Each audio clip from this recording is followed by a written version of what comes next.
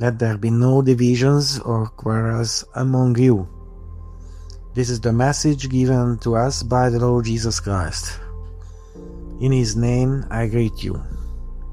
The inspiration for today's message comes from my recent experiences on various online platforms where I've taken part in discussions about topics like speaking in tongues, water baptisms, infant baptisms and adult baptisms. What I've observed is that many of these conversations don't build people up, they turn into intense arguments. Different denominations oppose each other, and often the goal is no longer understanding but winning. Questions like, is Jesus Christ God or not? Can we eat pork? Should we keep the Sabbath? Dominate the discussions. People are very active, sometimes to the point where arguments escalate into harsh words and even threats. And this leads me to a question. What if we use the same energy, that same passion to share the gospel? How much further would the kingdom of God advance if we stop fighting each other and instead work together to spread the good news? Yes, true matters.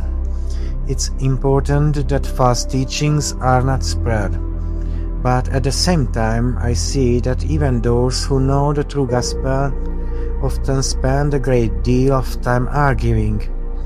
And in the process, something essential gets lost: humility, respect, and the love of Christ. The online world makes this even easier. Hidden behind anonymous profiles, people say things they would never say face to face. They become bold, but not in love, rather in attack. But what does the Lord say? Go into all the world and make disciples of all nations. Let everything you do be done in love. Let there be no divisions among you. These are not suggestions, they are commands. And when we see all this division, we should remember, Jesus saw this coming. He is not surprised, but that doesn't mean it's right. The real question is, what do we do? Can we change? Can we truly follow Christ? Not just in words, but in our actions? Because the truth is, we all have a sinful nature. A nature that wants to argue, prove and win. And too often, we follow that nature instead of Christ. But that is not what we are called to. I urge you and myself as well, let's lay down our pride. Let's avoid meaningless, endless arguments.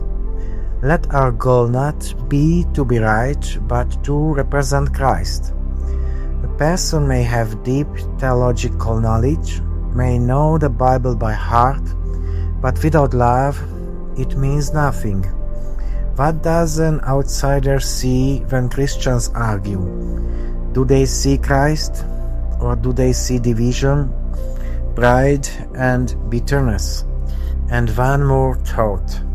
Some people constantly argue with others, even with members of different religious groups. There are cases where people have literally run away from them on the street.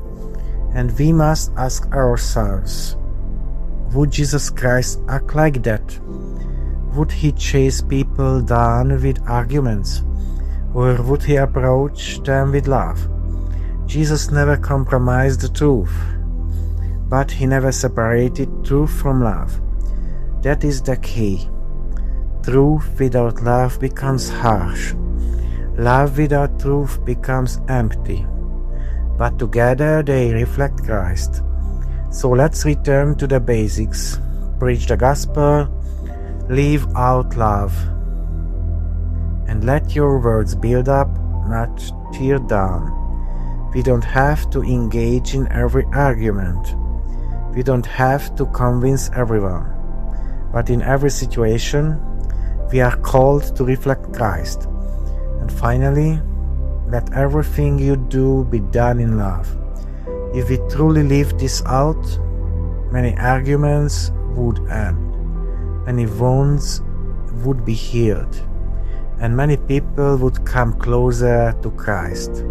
Thank you for your attention, and may our lives show that we truly follow Christ.